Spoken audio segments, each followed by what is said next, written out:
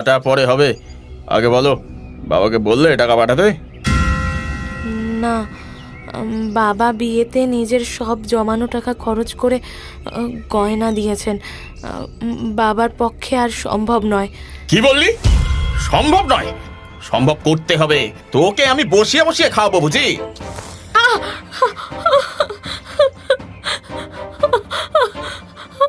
আমার বাবা গরিব মানুষ, তিনি তিনি কোথা থেকে টাকা পাবেন? হ্যাঁ, তাহলে তুই দিবি আমার টাকা। তোর কাছে তো গয়না আছে, অনেক গয়না, সেগুলো বেচে আমি জুয়া খেলবো। দে বলছি। এরপর থেকে নির্মল প্রায় দিন নেশা করে বাড়ি ফিরতো, আর আমার বাবার দেওয়া গয়নাগুলো জোর করে নিয়ে বিক্রি করে জুয়া খেলতো।